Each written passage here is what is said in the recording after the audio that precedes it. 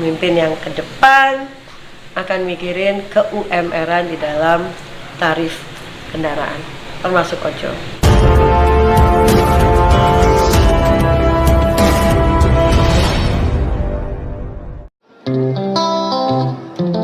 Organisasi Relawan Geraha Putih mengadakan acara ngopi bareng bersama para driver ojol pada Sabtu 9 September yang bertempat di Basecamp Geraha Putih Cibubur dengan menghadirkan psikolog Tika Bisono. Lihat sumber daya alam, harusnya nggak ada orang miskin di Indonesia.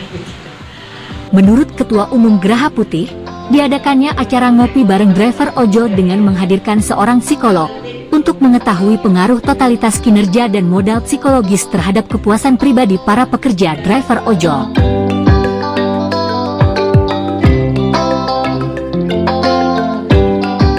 Komunitas ojol ini adalah yang saat ini sangat diperlukan oleh masyarakat umum.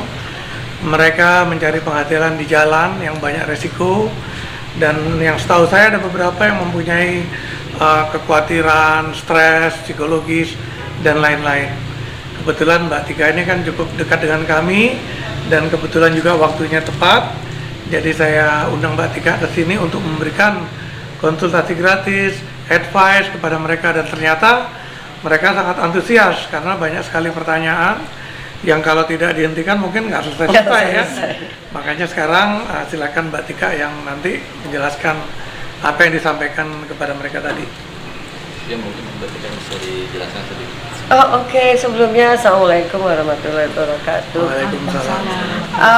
Ya, surprise juga sih ya, karena pertemuan atau engagement saya dengan komunitas ojol ya baru sekali ini lewat Akbar dan Nike, Tasya, Nina, Agus. Dan itu luar biasa banget karena saya sendiri pengendara ojol gitu lah ya. Mau dalam terik matahari atau hujan, saya pengendara ojol. Jadi saya kebetulan sering ngobrol sama mereka kalau sedang berkendara ria gitu ya. Dan tadi ternyata jadi ruang bersilaturahim yang luar biasa banget gitu ya. Dan memang yang mereka angkat pastinya tarif ya, karena selama ini perubahan tarif ya dari sejak ojol pertama kali lahir sekitar 10 tahun yang lalu ya, itu sampai sekarang itu memang naik turun dan toh mereka sekarang juga masih harus berjuang ya untuk mendapatkan tarif yang lebih adil, yang lebih fair gitu. Tapi memang dibandingkan dengan penarikan motor ya, kendaraan motor yang bukan ojol, memang jauh lebih menenangkan, lebih sejahtera, lebih keatur gitu. Tapi soal tarif memang masih PR yang besar. Dan di luar itu juga akhirnya ya bicara juga tentang gimana kesejahteraan rumah tangga mereka bisa terpenuhi ya dari pekerjaan sang ayah sebagai pengendara ojol itu. Dan buat saya sih ini akan jadi PR Indonesia juga ke depannya, karena kan kesejahteraan itu untuk semuanya juga, harus adil untuk semuanya juga. Jadi bukan hanya mereka yang kerja di kereta api atau mereka yang kerja di taksi mobil ya, atau mereka yang kerja di bis, pesawat terbang, di kapal, tapi juga mereka yang kerja sebagai ojol juga harus memperoleh kesejahteraan dalam pendapatannya mereka sendiri, sehingga percaya diri mereka sebagai pengendara ojolnya juga tinggi, dan mereka akan lebih mikirin keselamatan juga ya, karena keluarga itu menjadi fokus utama, bukan hanya mau berduitnya aja, tapi juga keluarga, kesejahteraan keluarga. Makanya keselamatan menjadi hal yang utama juga. Gitu sih. Mayoritas pengemudi ojek online hanya memiliki pendapatan sebesar 50.000 hingga 100.000 setiap harinya. Jumlah itu tak berbeda jauh dari biaya operasional yang harus mereka keluarkan per hari.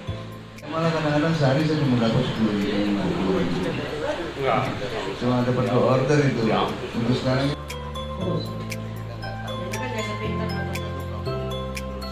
Ya, jadi Grab bongkar sama ojol terus gitu kan ya. Dan jadi akhirnya mereka bilang mama ojol gitu. Kan udah jadi bukan mamanya mereka, dia bilang mama ojol 60 juta. Saya bilang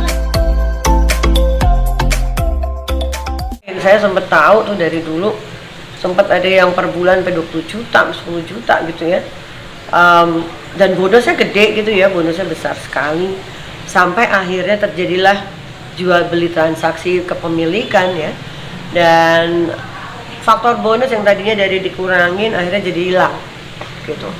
Dan bahkan yang harus sistem setor itu juga akhirnya malah rugi, dalam kondisi rugi gitu. Ya karena ada pembanding dulu di tahap awal ya, karena ada pembanding.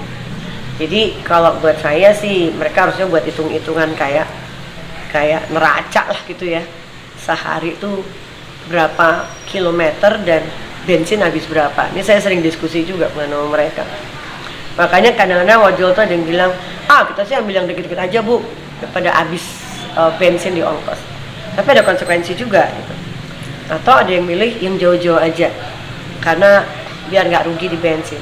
Ada konsekuensi juga dari pengusahanya ya. Jadi dua-duanya ini menurut saya belum terlalu berpihak pada ojol gitu. Ya kan dulu minimal 10 juta per bulan gitu. Sementara sekarang sehari aja mereka untuk makan aja agak sedikit kesusahan gitu. Mereka seperti apa nih? Nggak tahu, nggak bisa jawab ini karena terlalu besar ya gapnya. Tapi yang pasti yang pengen saya garis bawahi pasti kebijakannya ya, kebijakan tarifnya yang masih ngawur gitu ya kan, perlu dibenahi. Dan tentunya kita berharap pemimpin yang ke depan adalah pemimpin yang mau kerja keras tentang hitung-hitungan tarif ya, karena kesejahteraan masyarakat Indonesia, sila Pancasila kelima, bukan hanya untuk distribusi infrastruktur, tapi juga distribusi tentang tarif gitu. Bahkan tadi juga ada yang sempat mengeluhkan itu dalam sehari itu bisa 20.000. Betul. Sementara dulu kan berapa gitu kan. Benar. Ya itu karena bonusnya dihilangin. Jadi kayak gini ya, kita kan suka dapat diskon besar ya, kita sebagai konsumen. Karena kita pakai terus, kadang-kadang bisa 7.000, bisa 11.000, bisa 12. Saya pernah nanya, ini kalau konsumen dapat diskon, diskonnya lari nggak ke si ojolnya sebagai bonus? Enggak. Gitu loh. Jadi diskon ke kita, ternyata keuntungannya untuk pengganti diskonnya tetap diambil sama pengusaha. Buat saya nggak adil banget gitu loh. Sementara si ojolnya itu nggak dapat insentif apa-apa terhadap mekanisme diskon gitu ya kan. Nah buat saya ini harusnya dapat gitu. Dan ya kalau tadi kita dengar sendiri ya cerita mereka bahwa kembaliinnya gimana dengan kondisi yang dulu, mungkin akan sama juga enggak ya. Tapi kalau di tempat yang lain ada ke-UMR-an, harusnya di ojol juga ada ke-UMR-an harusnya ya. Insya Allah sih pemimpin yang ke depan akan mikirin ke-UMR-an di dalam tarif kendaraan termasuk ojol. Kan acara ini juga melibatkan banyak beberapa ojol gitu ya. Pemilihannya seperti apa sih? Kenapa memilih ojol gitu acara ini? Unik. Sebenarnya kami memilih ojol itu, kita melihat komunitas ojol itu unik pertama ya, dan mereka sudah banyak. Pertama karena saya di Cibubur ini juga bisa kita lihat setiap hari itu ojol itu berseliweran ya di depan ruko kita. Maka kita ada ide gimana kalau bisa kita kalau mau mendengar suara rakyat itu mulailah dari yang paling bawah. Siapa itu yang mungkin ojol yang paling terdekat. Kita mulai dari kegiatan-kegiatan yang sederhana, tapi kita rasakan mudah-mudahan itu bisa bermanfaat buat ojol. Kita mulai buka pelan-pelan komunikasi dengan ojol dari mulai tadinya pemeriksaan kesehatan ya kan, kemudian ngopi bareng, ngebakso bareng. Dari sana kita bisa melihat bahwa ada kesulitan-kesulitan atau mungkin ada sedikit keresahan dari ojol yang bisa kita tampung untuk sementara, dan pelan-pelan mungkin bisa kita diskusikan untuk kita carikan solusi bersama-sama. Hari ini alhamdulillah kita didatangi oleh Ibu Tika. Ini mungkin ada langkah kecil kita bisa sedikit cari solusi. Kebetulan saya fansnya ojol gitu loh. Nah, beliau pengendara, beliau adalah pengguna ojol. Beliau kapan-kapan ibunya saya ajak bonceng dengan dan ojol. beliau paham banget bagaimana perasaan ojol.